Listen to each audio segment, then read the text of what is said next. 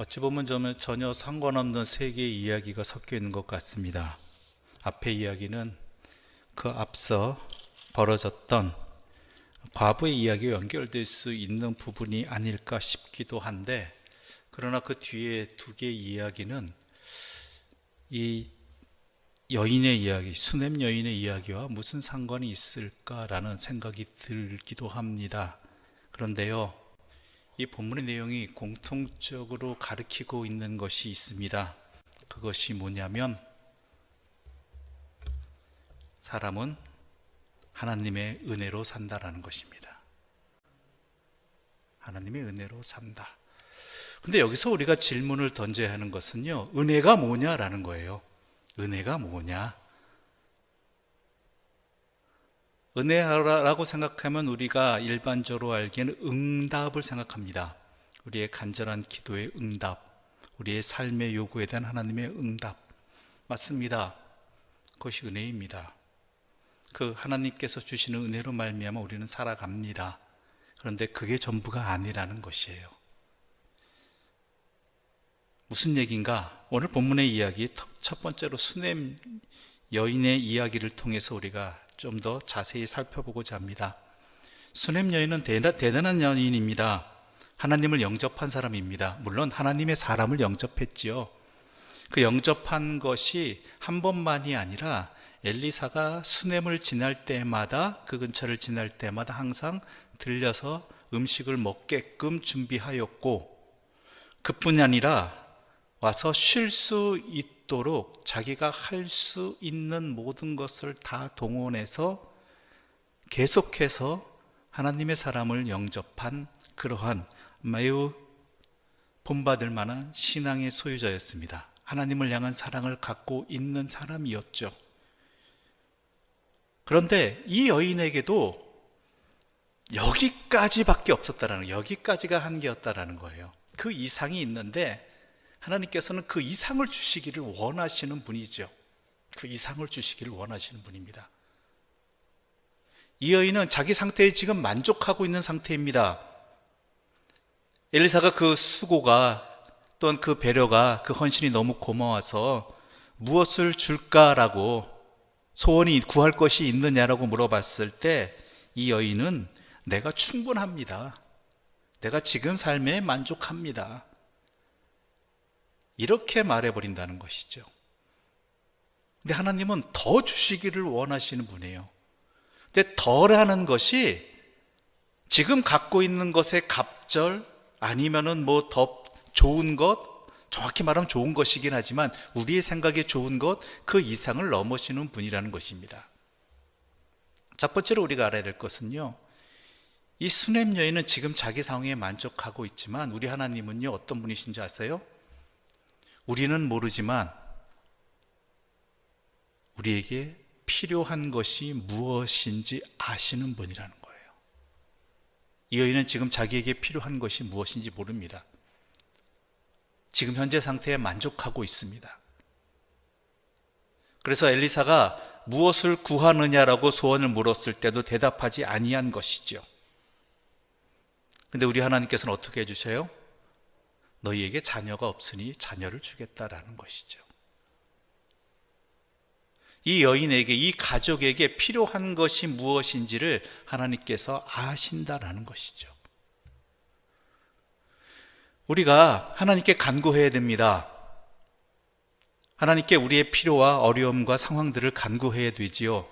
그러나 또한 놓치지 말아야 될 것은 나보다 나를 더 아시는 분은 하나님이시고, 그리고 나보다 그 누구보다 나를 사랑하시는 분은 하나님이시고, 또 우리 하나님은 전지전능하신 분이라는 것입니다. 때로는 하나님께서 더 좋은 것을 주시고자 하는데 우리가 나도 몰라서 어리석어서 막아버릴 때가 있다라는 거예요. 왜냐하면 그것이 나에게 불편하게 다가올 때도 있거든요. 내가 원하지 않는 형태로 나타날 수 있다는 것이죠. 대표적인 것이 겟세마네에서 기도, 우리 예수님의 기도잖아요. 물론 자기에게 굉장히 괴롭고 불편한 겁니다. 자기 생명을 걸어야 되고 고통을 당해야 되고 수치를 당해야 되는 십자가의 길입니다. 그런데 그것을 통해서 하나님은 만민의 구원을 이루셨잖아요. 그러니까 모르는 경우도 있고요. 알아도 내가 생각하는 한도 내에서, 내가 생각하는 그 범위 안에서 힘들다고, 받아들일 수 없다고 그렇게 생각하는 그러한 우리의 좁음이 하나님의 은혜를 막아버릴 때도 있다라는 것입니다. 우리 하나님은요, 강권적으로 주실 때도 있지만요, 때로는 안 주실 때도 있어요. 구하지 않을 때. 그래서 구하라고 하시는 거잖아요. 원치 않을 때. 그러니까 모든 상황이 열려 있으신 하나님이시라는 것입니다. 그러므로 우리에게 중요한 건 뭐예요? 하나님에 대한 확실한 믿음.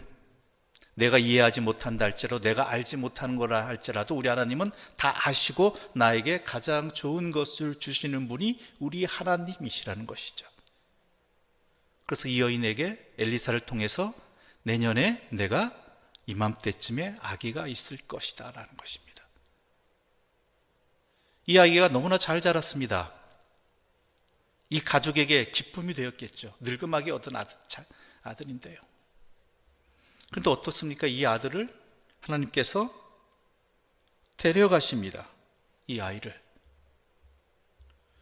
아니, 주셔놓고 왜 데려가시냐라는 것이죠. 물론 여러 가지 환경적 이유도 있겠죠. 이 아이가 아팠다든가 여러 가지 이유가 있겠지만 이 상황을 겪은 여인의 입장에서는 어떻습니까? 차라리 주시지 말지. 안 주셨으면 이런 고통 맛보지 않았을 거 아니에요. 그렇잖아요. 없으면 없는 대로 사는 게 사람입니다. 그런데 기껏 주셔놓고 왜 도로 데려가시느냐라는 것이죠. 왜? 그래서 여인이 엘리사를 만나서 한참 따집니다. 우리 28절 말씀 함께 읽어볼까요? 28절입니다. 함께 읽어보겠습니다. 28절 말씀입니다. 여인이 이르되 내가 내 주께 아들을 구하더이까 나를 속이지 말라고 내가 말하지 아니하더이까 하니. 원망하는 거예요. 왜 내가 구하지도 않았는데 왜 주셨느냐, 주셔놓고 왜 이런 아픔을 겪게 하시느냐라는 것이죠. 왜 그러셨을까요? 우리 하나님께서 왜요?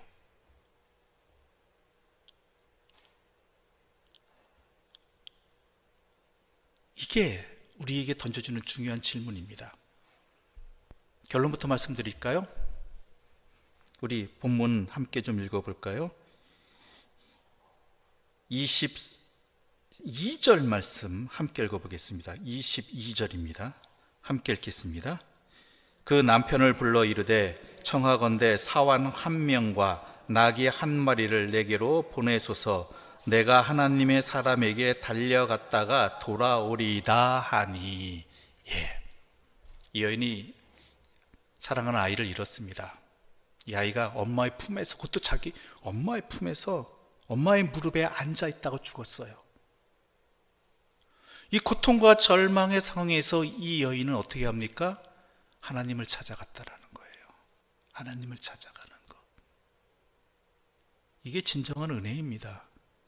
여러분, 은혜는요, 자녀가 주어졌다, 아이가 생겼다, 아이가 잘 자라났다, 이게 아니에요.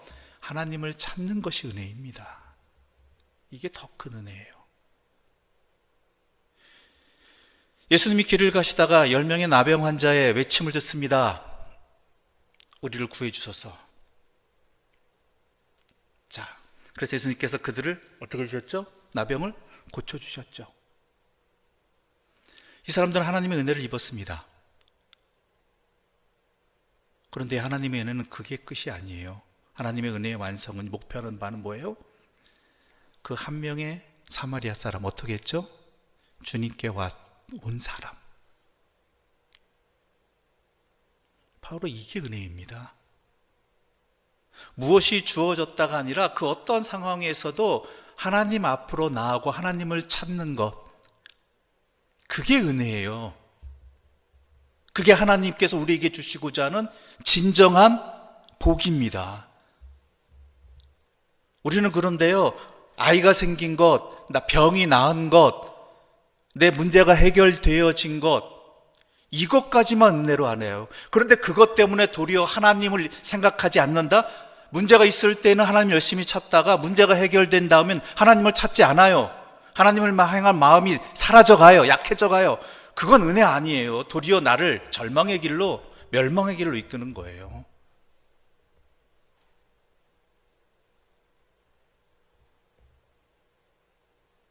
그걸 우리는 자꾸 망각한다는 것이죠. 사람은 하나님의 은혜로 살아간다는 것은 항상 하나님과 함께 해야 되고 하나님을 찾아야 된다는 이야기거든요. 근데 9명의 고침을 받은 나병 환자들은 그냥 그 고침 받은 걸로 끝이잖아요. 그 인생이 하나님과 동행하는 인생이 되었을지 안 되었을지 모르겠습니다만 안 되었을 가능성이 높죠. 고침 받은 걸로 끝이죠.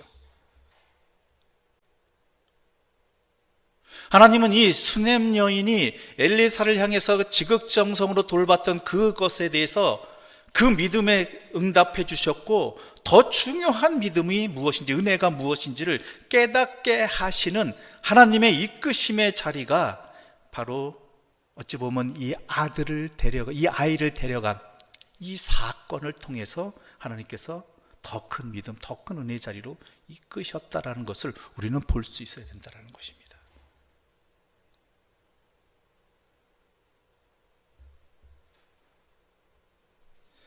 오늘 본문에 이런 내용이 나옵니다. 그의 아이가 자라서 18절, 19절 말씀 함께 읽어볼까요? 18절과 19절입니다. 그 아이가 자라매 하루는 추수꾼들에게 나가서 그의 아버지에게 이르렀더니 그의 아버지에게 이르되 내 머리야 내 머리야 하는지라.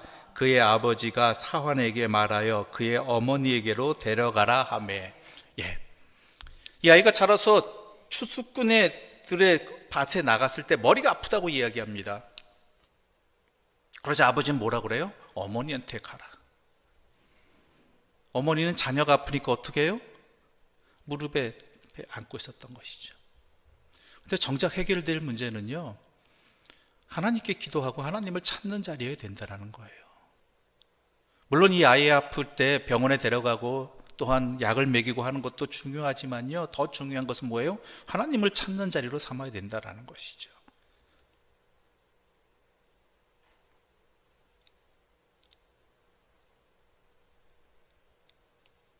그게 오늘 본문의 핵심입니다. 어찌 보면 제가 보기에는 하나님은 그래서 어떻게 해요? 이 아이를 살리시잖아요. 그럼 이 여인이 어떤 신앙의 모습을, 어떤 신앙의 교훈을 받았겠어요? 무슨 일이든지 하나님을 찾는 것이 은혜이다라는 것. 물고기를 주는 것이 아니라 물고기를 잡는 방법을 알게 되는 것이죠. 그뿐만이 아닙니다.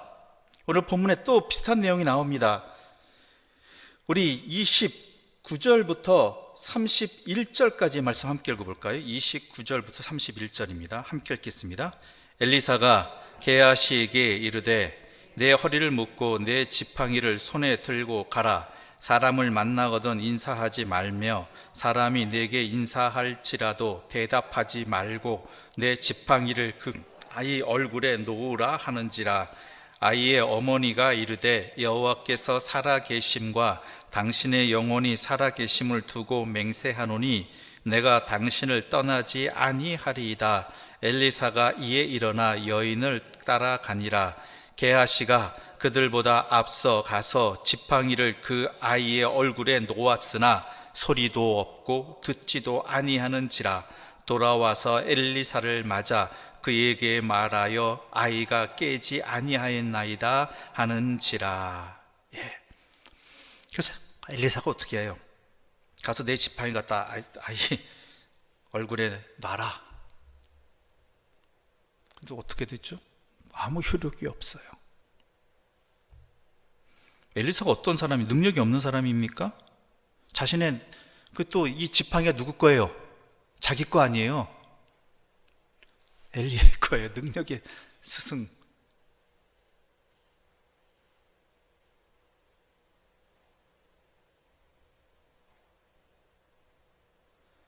그런데 아무 소용없다라는 것이죠. 그러자 엘리사가 어떻게 합니까? 32절과 33절 말씀 함께 읽어볼까요? 32절과 33절입니다. 함께 읽겠습니다. 엘리사가 집에 들어가 보니 아이가 죽었는데 자기의 침상에 눕혔는지라. 들어가서는 문을 닫으니 두 사람뿐이라. 엘리사가 여호와께 기도하고. 중요한 건 뭐겠습니까? 여호와께 기도하고. 바로 하나님을 찾잖아요. 이 앞서는 엘리사가 게하시 때 말할 때 하나님께 기도한 모습이 안 나타나는 것 같아요. 제가 읽기에는. 바로 이 부분이 하나님을 찾는 게 은혜라고 능력이라는 거예요. 능력이 다른 거 아니에요? 내 소원이 이루어지는 것 아니에요. 하나님을 찾는다는 그게 능력이에요. 하나님께 기도한다라는 것, 하나님을 찾는다라는 것. 왜요? 사람은 하나님의 은혜로 살아가는 사람들이니까. 있어서 하나님을 찾지 아니한다면 그건 은혜가 아닙니다. 들여 나로 하여금 하나님으로부터 멀어지게 만드는 길입니다. 없어서 하나님을 찾지 못하게 된다면, 하나님을 멀리하게 된다면 그것 또한 절망의 자리이죠. 그래서 말하잖아요. 지혜서에 나를 가난하게도 마옵시고 부하게도 마옵소서. 중요한 건 뭐예요? 하나님을 잊어버릴까 합니다. 하나님을 떠날까 합니다 라는 거예요.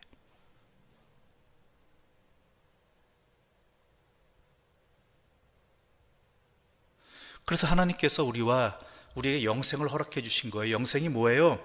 하나님과 함께 살아가는 삶이에요. 영원히 하나님과 단 한순간도 떨어지지 않는 삶이에요. 왜요? 그게 복이니까. 그게 나에게 진정한 은혜니까.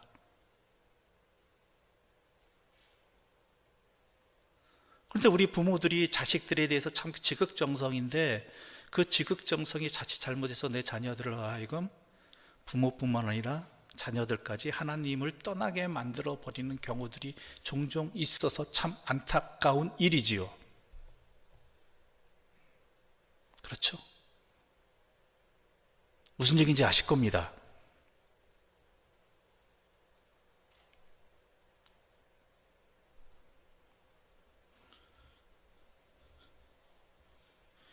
엘리사가 그 아이에게 몸을 밀착시키고 눈을 대고 하는 이 모든 것들은 하나님께 기도해서 하나님이 하라고 하신 방법이에요, 여러분.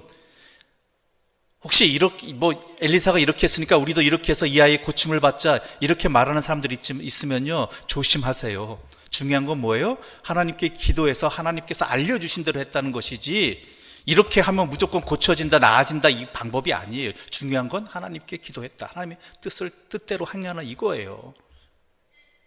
전에도 말씀드렸지만 여리고성을 점령할 때 성을 한 바퀴씩 돌고 나중에 7바퀴 돌았다고 해서 우리가 원하는 땅, 우리 교회에 필요한 때 옛날에 그랬잖아요. 이게 도는 거 그러면 얻어질 것이다, 응답 주실 때도 있지만 중요한 건 뭐냐면요, 그게 하나님의 뜻이냐라는 거예요. 성경에 방법이 이렇게 나와 있지만 중요한 건 하나님이 그렇게 하라고 해서 한 것이지 그대로 하면 모든 게 다 된다가 아니에요. 근데 자꾸 이걸 놓쳐버려요.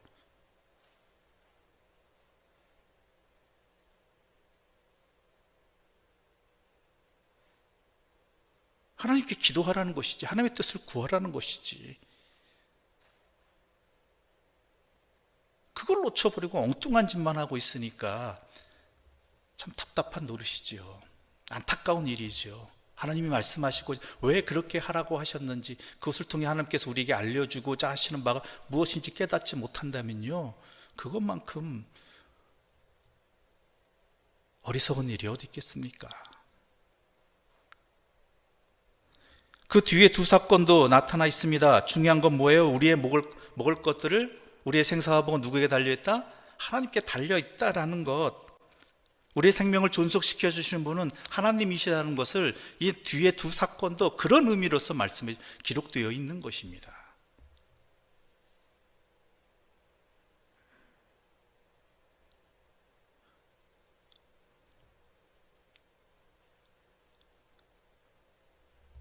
그러므로 우리가 진정 구해야 될 것이 무엇이고 놓치지 말아야 될 것이 무엇이고 항상 잊지 말아야 될 것이 무엇인지 우리가 분명히 알아야 됩니다.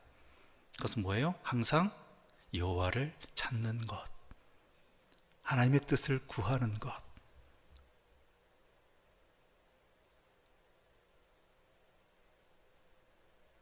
그것이 내 곤란의 상황에 있음으로 말미암아 하나님을 찾게 된다면 그건 하나님의 은혜의 자리입니다. 그런데요, 내가 배부르고 만족해서 하나님을 잊어버린다면은 그거는 응답의 은혜의 자리가 아니라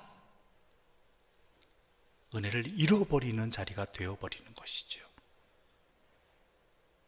내게 필요한 것들이 주어졌다, 문제가 해결되어졌다, 그렇다면 더욱 하나님께로 가까이 가고, 하나님께서 이것을 나에게 왜 주셨고 이것을 통해서 주심으로 나에게 이루시고자 허락하시고자 명하시고자 하시는 일이 무엇인지를 또한 구해야 된다는 것이죠. 그게 영생입니다. 하나님과 동행하는 삶.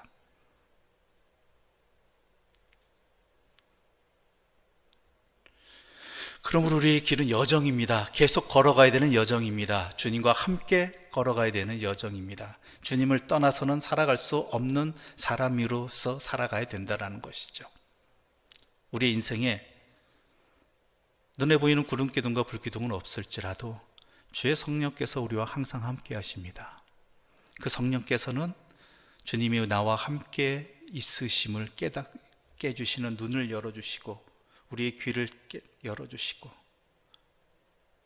그런 말미암아 항상 주의 뜻을 구하게끔 우리에게 힘을 주시는 분이라는 것이죠. 그러므로 참된 은혜의 삶을 살기를 바랍니다. 참된 복된 자의 하나님의 사람의 삶을 살기를 바랍니다. 진정한 복이 무엇인지 놓치지 않고 영생의 기쁨을 누리며 살아가는 주의 사람들 되시기를 간절히 소망합니다. 기도드리겠습니다. 하나님 아버지, 감사합니다. 오늘 우리에게 참된 복이 무엇인지, 하나님의 은혜가 무엇인지를 알게 해주셔서 감사합니다. 우리는 그저 세상적인 문제만 해결되어지면, 내 궁핍만 해결되어지면, 내 곤란만 해결되어지면 그것이 은혜의 전부인 줄 알았습니다.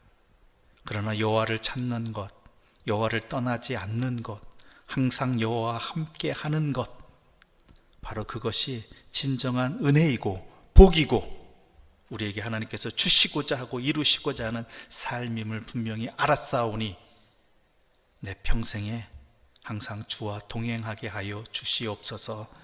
예수님의 이름으로 기도드립니다. 아멘.